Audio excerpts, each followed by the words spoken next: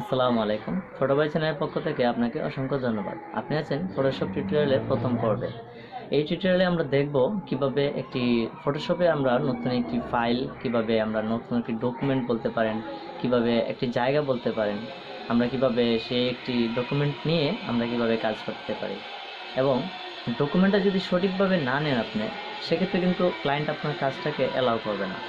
আপনাকে কিন্তু সেক্ষেত্রে ক্লায়েন্ট আপনাকে রিভিশন দিতে পারে।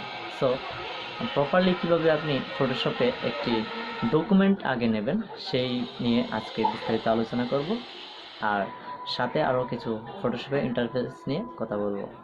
চলুন শুরু করা যাক। আর পরবর্তী টিউটোরিয়ালের জন্য চ্যানেলটি সাবস্ক্রাইব করতে ভুলবেন না।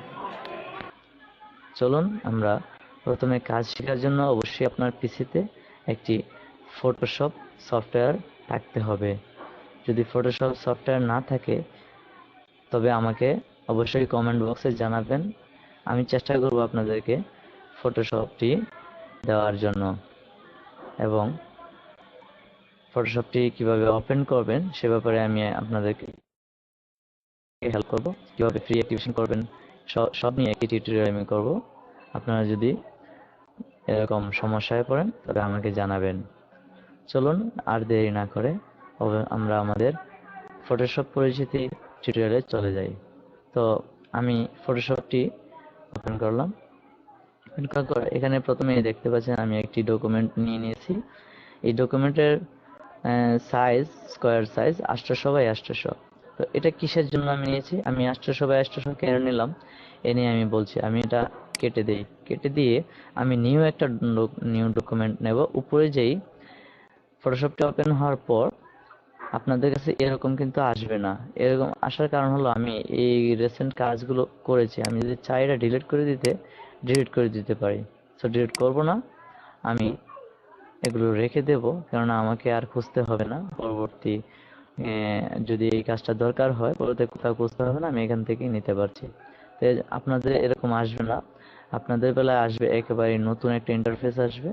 এখানে ক্রিয়েট নিউ এ ক্লিক করে আপনি একটা নতুন ডকুমেন্ট নিতে পারেন, অথবা ফাইলে উপরে মেনুতে ফাইলে গিয়েও একটি নিউ ডকুমেন্ট নিতে পারেন, অথবা আপনি যদি চান যে কিবোর্ড থেকে শর্টকাট নেবেন, Ctrl+N দিলেও কিন্তু নতুন একটা ডকুমেন্ট পেয়ে যাবেন। সো আমি নিউ এ ক্লিক করে নিয়ে নিলাম। নিয়ে নেওয়ার পরে এরকম একটি ইন্টারফেস আসবে। হ্যাঁ, এখানে মূলত আপনার কিছু কাজ রয়েছে। এখানে আপনি আপনার প্রজেক্ট কি কাজ করতে চাচ্ছেন সেই প্রজেক্টের নাম দেবেন। দেন আপনার প্রজেক্টের কতটুকু জায়গা দরকার সেই জায়গাটুকু এখানে বসিয়ে দেবেন। তো আমি মূলত 800 বাই 800 নেব, কারণ আমার একটা ইউটিউব চ্যানেলের জন্য আমি একটি লোগো নিচ্ছি।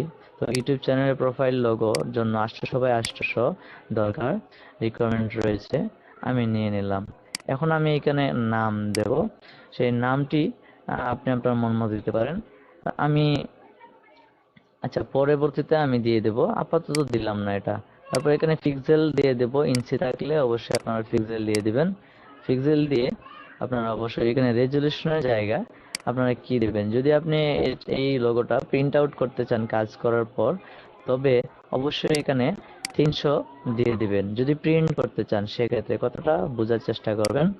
যদি প্রিন্ট করতে চান সেক্ষেত্রে আপনারা এখানে অবশ্যই 300 দিবেন। আর যদি আপনি ইউটিউব চ্যানেল দিতে চান সেক্ষেত্রে এখানে 300 দিলে হবে না, 72 দেবেন। ওকে, 72 রেজুলেশন দেওয়ার পর এখানে পিক্সেল ইঞ্চি থাকবে। হ্যাঁ, আর এখানে কালার মোডে এসে কি দেবেন, যদি আপনি ওয়েবের জন্য এটি ইয়া করেন, ওয়েবে যদি কোথাও পাবলিশ করেন সেক্ষেত্রে RGB কালার থাকবে। আর যদি এটা প্রিন্ট আউট করতে চান তবে CMYK কালার এটাতে ক্লিক করবেন। ওকে, তা আমি যেহেতু ওয়েবে দেব সেক্ষেত্রে RGB কালার। ওকে, আশা করি বুঝতে পারছেন। আর যেগুলো যেরকম আছে এরকম থাকবে। এখানে কাস্টম দেওয়া আছে হোয়াইট। এখানে আপনি অবশ্যই যদি কালার চেঞ্জ করতে চান চেঞ্জ করতে পারবেন, আমি চেঞ্জ করলাম না। সেক্ষেত্রে আমি এখানে হোয়াইট আছে, হোয়াইটই রাখলাম। ওকে, এবার ক্রিয়েটে প্রেস করে যে আমি আমার কাঙ্ক্ষিত জায়গায় চলে এসেছি। আশা করি এ পর্যন্ত আসতে আপনাদের কোনো সমস্যা হবে না। যদি হয় অবশ্যই আমাকে কমেন্ট বক্সে কমেন্ট করে জানাবেন। এখানে আসার পর আপনাকে অবশ্যই এখানে কাজ করতে হলে, হ্যাঁ, যদি কোনো কাজ করতে চান আপনি, সেক্ষেত্রে অবশ্যই আপনাকে আগে জানতে হবে। যদি না জানেন সেক্ষেত্রে আপনি কিন্তু কাজ করতে পারবেন না।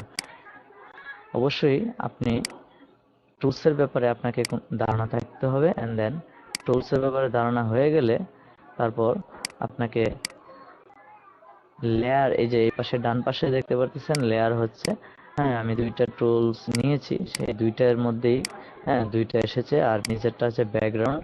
এই তিনটা, এই লেয়ার সম্পর্কে আপনার ধারণা থাকতে হবে। কালার সম্পর্কে উপরে দেখতে পাচ্ছেন কালার, কালার সম্পর্কে আপনার ধারণা থাকতে হবে। প্রপার্টিজ সম্পর্কে আপনার ধারণা থাকতে হবে। উপরে মেনুবার রয়েছে, মেনুবারের সম্পর্কে আপনার ধারণা থাকতে হবে। এখানে যে পাশে টুলস রয়েছে বাম পাশে, এই টুলস কোন টুলসে কিভাবে কাজ করে এবং কোন টুলসের আন্ডারে কতগুলো অপশন রয়েছে, এই ব্যাপারে আপনার ধারণা থাকতে হবে অবশ্যই। আমি আশা করি আপনারা আমার চ্যানেলে সাবস্ক্রাইব করে পাশে থাকা বেল আইকনটি বাজিয়ে দিবেন। আমি পার্ট বাই পার্ট আপনাদেরকে হেল্প করব এই বিষয়গুলো বুঝিয়ে দেওয়ার জন্য, ইনশাআল্লাহ। আর পুরোপুরিভাবে আপনারা যাতে কাজ শিখে এবং কাজ করতে পারেন মার্কেট প্লেসে, অনলাইনে। কোনো সমস্যা হলে আমাকে জানাবেন, আমি চেষ্টা করব সমাধান করে দেওয়ার জন্য, ইনশাআল্লাহ। আর হ্যাঁ বন্ধুরা, আমি এই আমার চ্যানেলটি নতুন, অবশ্যই আপনারা একটা করে কমেন্ট আমাকে করে যাবেন। আর যদি যদি আমি ভুল করে থাকি নতুন হিসাবে, ক্ষমা দৃষ্টিতে দেখবেন। আর কমেন্টে অবশ্যই ভালো কিছু বলবেন, আশাবাদী আমি। আমার আমার চ্যানেলটি, ভিডিওটি অবশ্যই আপনারা শেয়ার করতে ভুলবেন না।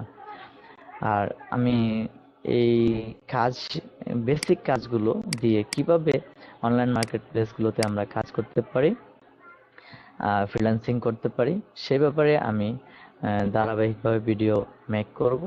আশা করি আপনারাও আমার মতো বেসিক কাজ শিখে, বেসিকটা কিভাবে ভালোভাবে শিখে বেসিক থেকে অ্যাডভান্সড হওয়া যায় সে ব্যাপারেও আমি ভিডিও মেক করব।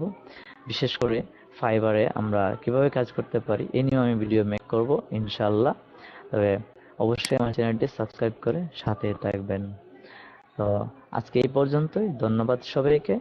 ভালো থাকবেন, সুস্থ থাকবেন। পরবর্তী টিউটোরিয়ালের জন্য আমন্ত্রণ রইল। আসসালামু আলাইকুম রহমতুল্লাহি আবার।